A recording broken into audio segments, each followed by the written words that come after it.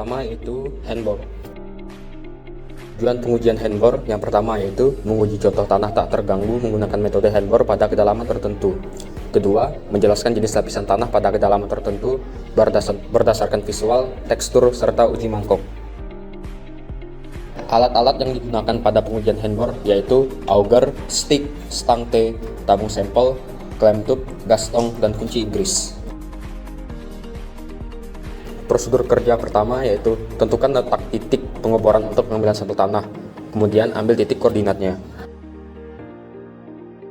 Prosedur kerja yang kedua yaitu bersihkan area sekitar titik pengeboran dari rumput atau kotoran lainnya. Prosedur ketiga yaitu sambungkan stick, clamp tube, dan tabung, lalu tancapkan ke titik pengeboran yang telah ditentukan. Putar searah jarum jam menggunakan gas tong sambil ditekan hingga mencapai kedalaman yang diinginkan. Setelah tabung terisi sampel tanah, stick diputar agar tanah terangkat, kemudian putar searah jarum jam sambil mengangkatnya.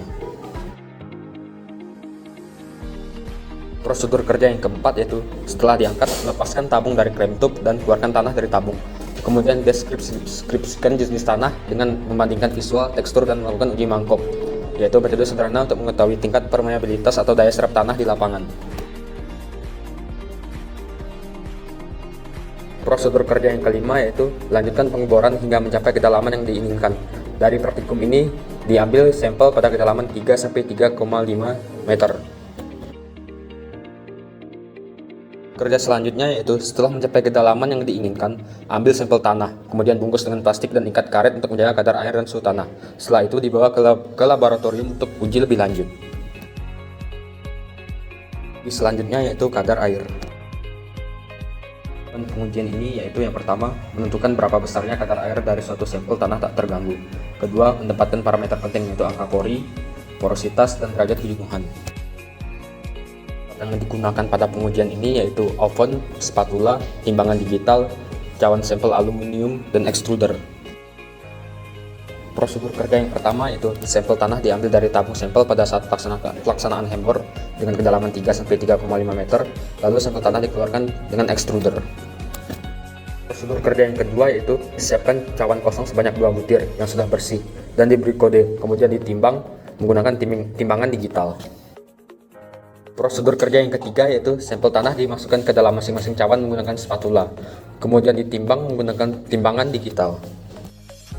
Prosedur kerja yang keempat yaitu diamkan dalam oven selama kurang lebih 24 jam.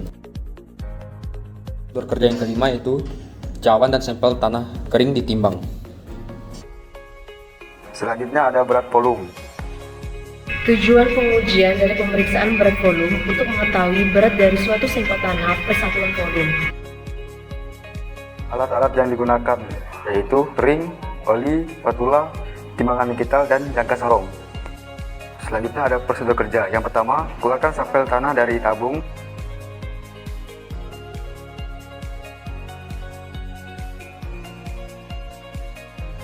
Yang kedua, siapkan ring yang akan digunakan, kemudian bersihkan terlebih dahulu kedua ring yang akan digunakan pada percobaan.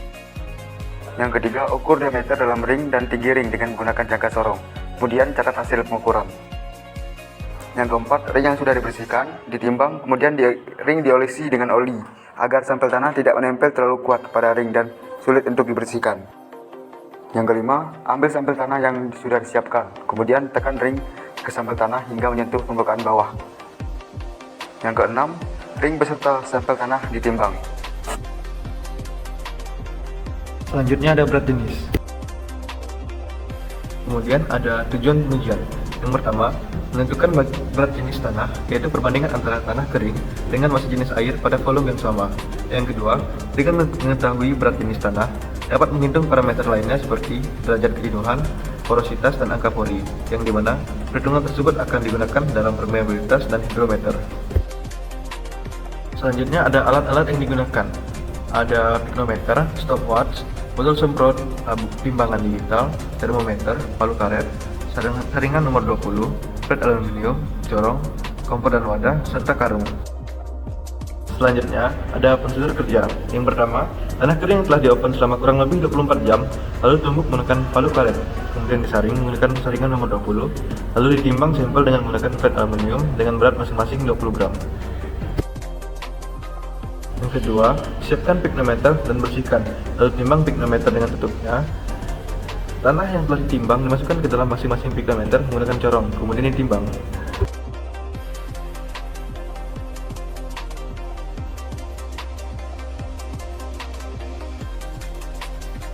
Yang keempat, pignometer yang berisi sampel tanah direbus di atas kompor selama 15 menit. Kemudian setiap menit ke 0, 5, 10, dan 15 menit, pignometer yang berisi benda uji diguncang sampai gelembung udara dalam pignometer keluar. Kemudian didiamkan hingga suhu ruangan antara 27,5 derajat Celcius dan 30 derajat Celcius. Cek menggunakan termometer, lalu catat suhunya. Yang kelima, air dimasukkan sampai penuh dalam pignometer secara perlahan sampai meluap dari pignometer agar gelembung busa yang ada dalam pignometer dapat keluar. Kemudian tutuplah pignometer dengan penutupnya, lalu timbang menggunakan timbangan digital. Yang terakhir, pignometer dibersihkan dan diisi dengan air sampai penuh. Tutuplah pignometer serta keringkan permukaannya, lalu ditimbang. Selanjutnya, permeabilitas. Tujuan dari pengujian permeabilitas yaitu mencari koefisien permeabilitas dari suatu sampel tanah dengan menggunakan falling head permeameter. Falling head permeameter merupakan salah satu metode untuk mengukur permeabilitas tanah yang prinsipnya mengukur laju infiltrasi dengan tinggi genangan dibiarkan menurun. Alat-alat yang digunakan pada pengujian ini yaitu batu pori, poli, spatula timbangan digital, permeability mold, kertas pori, jangka sorong, ring, extruder, plat kaca, selotip pipa, permeameter, stopwatch, botol semprot, dan extruder mini. Prosedur kerja yang pertama yaitu keluarkan sampel tanah dari dalam tabung sampel dengan extruder. Sampel tanah yang telah dikeluarkan diletakkan di atas plat kaca, lalu timbang ring di timbangan digital dan diukur diameter ring yang sudah dioleskan oli dengan menggunakan jangka sorong. Yang kedua, masukkan tanah ke dalam ring dengan cara siapkan ring lalu cetak tanah menggunakan ring. Kemudian rapikan sisa tanah yang berada di ring dengan menggunakan spatula. Yang ketiga yaitu padatkan sampel menggunakan spatula agar tidak terdapat celah atau lubang. Timbang ring yang sudah berisikan sampel, lalu keluarkan sampel dengan cara beri kertas pori di bawahnya, kemudian ambil extruder mini, letakkan ring dan sampel yang sudah dilapisi kertas pori pada extruder mini dan tarik ke bawah ringnya. Susun sampel dengan posisi batu pori, kertas pori, sampel tanah, kertas pori, dan yang terakhir batu pori. Kemudian masukkan ke dalam permeability mold sesuai urutannya. Yang kelima, tutup permeability mold lalu dilapisi dengan selotip pipa agar tidak ada udara yang masuk serta menjaga terjadinya kebocoran pada mold. Setelah itu beri air hingga penuh lalu ditutup dengan menggunakan baut dan dipukul menggunakan palu karet. Terakhir, isi permeability mold dengan air hingga 1000 ml untuk mendapatkan H0. Diamkan tabung permeameter selama kurang lebih 24 jam dengan keadaan keran terbuka. Setelah 24 jam, air dalam permeability mold berkurang. Isi kembali dengan air hingga 1000 ml, kemudian ukur ketinggian setiap 20 menit selama 5 kali menggunakan stopwatch. Selanjutnya ada batas-batas Atterberg. Tujuan pengujian ini adalah yang pertama, untuk mengetahui nilai-nilai batas cair dari suatu sampel tanah. Kedua, untuk mengetahui nilai batas plastis sampel tanah. Ketiga, untuk mengetahui nilai batas suatu sampel tanah. Keempat, untuk mengetahui nilai indeks plastis pada sampel tanah. Alat-alat yang digunakan yaitu Cassagrander, grooving tool, spatula, plat keramik, timbangan digital, oven, botol semprot, saringan nomor 40, cawan aluminium, palu karet, karung, wadah plastik, cawan susut, cawan porselin, jangka sorong, overflow disk, air raksa, dan jarum. Prosedur kerja pengujian batas cair yang pertama, saring sampel tanah menggunakan saringan nomor 40, tanah yang lolos kemudian dimasukkan ke dalam gelas plastik sebanyak 2 gelas. Yang kedua, sampel tanah diletakkan secukupnya ke atas plat kaca dan diaduk dengan spatula bersamaan dengan penambahan air pada tanah hingga homogen. Penambahan air dimulai dari jumlah air yang paling sedikit, yaitu untuk ketukan 40. Selanjutnya, pindahkan secukupnya sampel tanah yang sudah diaduk ke dalam cawan Cassagrander dan ratakan permukaannya menggunakan spatula. Keempat, buat jalur pada sampel tanah tersebut dengan cara membelah bagian tengahnya menggunakan grooving tool. Perlu diperhatikan bahwa dasar permukaan tanah yang sudah dibelah harus benar-benar terpisah. Selanjutnya, cawan Casagrande kemudian diketuk dengan memutar alat pemutar sampai 40 kali ketukan dengan toleransi kurang lebih 2 ketukan, sehingga bagian dasar tanah pada jalur bersinggungan sepanjang 1 cm. Apabila pada ketukan yang belum ditentukan dasar tanah tidak mengalami singgungan, tambahkan air pada sampel tanah. Lalu, ambil sampel tanah yang bersinggungan pada cawan Casagrande, kemudian masukkan ke dalam cawan aluminium yang sudah ditimbang sebelumnya. Timbang cawan aluminium beserta tanah basah, masukkan ke dalam oven selama kurang lebih 24 jam, dan dilanjutkan dengan menimbang kembali sampel dalam kondisi kering. Ulangi langkah 2 hingga 5 untuk ketukan selanjutnya. Prosedur kerja pengujian batas plastis yang pertama, ambil sampel tanah dari percobaan batas cair pada ketukan ke-40, kemudian ratakan tanah pada plat kaca. Timbang cawan aluminium kosong menggunakan timbangan digital. Lalu, gulung tanah hingga berbentuk silinder berdiameter 3 mm. Jika tanah retak sebelum mencapai panjang dan diameter yang diinginkan, gabungkan kembali tanah dan ulangi prosedur percobaan batas cair. Namun, jika tanah terlalu basah, biarkan hingga kadar airnya berkurang. Kemudian, lakukan proses penggulungan berulang-ulang hingga jumlah sampel yang dibutuhkan terpenuhi, yaitu 2 cawan aluminium dengan 1 cawan berisi 6 sampel gulungan tanah. Timbang setiap cawan berisi sampel menggunakan timbang digital. Masukkan kedua cawan aluminium beserta sampel ke dalam oven dan tunggu hingga kurang lebih 24 jam. Kemudian timbang kembali cawan aluminium dalam kondisi tanah kering. Lakukan proses penggulungan berulang-ulang hingga jumlah sampel yang dibutuhkan terpenuhi, yaitu 2 cawan aluminium dengan 1 cawan berisi 6 sampel gulungan tanah. Masukkan kedua cawan aluminium beserta sampel ke dalam oven dan tunggu hingga kurang lebih 24 jam. Timbang kembali cawan aluminium dalam kondisi tanah kering. Selanjutnya, prosedur kerja pengujian batas susut. Yang pertama, timbang cawan cetak susut menggunakan timbangan digital. Ambil sampel tanah dari percobaan batas cair pada ketukan ke-15, lalu tambahkan air sedikit demi sedikit hingga tanah mencapai kondisi homogen dan memiliki tekstur menyerupai pasta. Lalu masukkan sampel tanah ke dalam cawan cetak susut sebanyak 3 lapisan, masing-masing setinggi sepertiga dari cawan susut. Ketuk cawan setiap kali menambahkan lapisan agar tanah menyebar dan merata. Jika ada gelembung udara pada setiap lapisan, pecahkan menggunakan jarum untuk mencegah udara terperangkap. Setelah lapisan terakhir, ratakan permukaan tanah hingga sejajar dengan tepi cawan susut. Timbang cawan susut beserta sampel tanah, kemudian masukkan ke dalam oven selama kurang lebih 24 jam. Keluarkan cawan dan sampel dari oven, lalu keluarkan sampel dari cawan cetak susut. Lalu tempatkan cawan susut dalam overflow dish dan isi dengan air raksa hingga penuh. Ratakan permukaan air raksa dalam cawan cetak susut dengan prongplet. Kemudian pindahkan air raksa ke dalam cawan porselin, lalu timbang menggunakan timbangan digital. Masukkan air raksa ke dalam cawan aluminium hingga penuh. Masukkan sampel tanah ke dalam cawan aluminium, kemudian ratakan menggunakan prongplet. Timbang air raksa yang tumpah akibat desakan. Selanjutnya, geser langsung. Tujuan dari pengujian geser langsung antara lain, yang pertama, mendapatkan nilai parameter kuat geser tanah dan sudut geser tanah. Kedua, mendapatkan nilai kohesi tanah. Yang ketiga, mendapatkan nilai tegangan normal dan tegangan geser.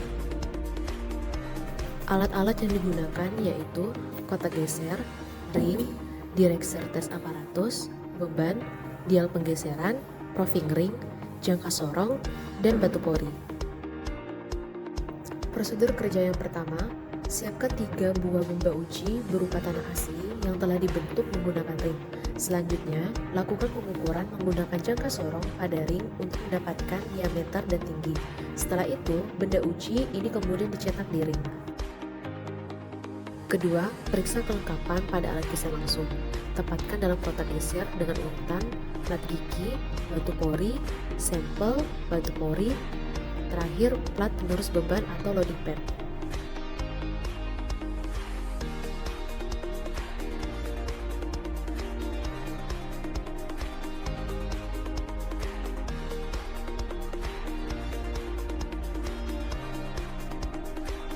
Tiga, sentral dial pada alat uji geser langsung, lalu tambahkan beban pemberat, pertama 0,5 kg, kemudian masukkan air ke kotak geser hingga muka air kira-kira rata dengan muka tanah atas contoh tanah, lalu ganti beban untuk 1 dan 2.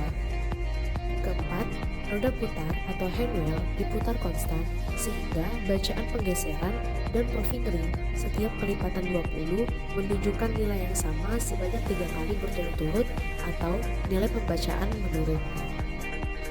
Bagian selanjutnya yaitu analisa hidrometer dan gradasi.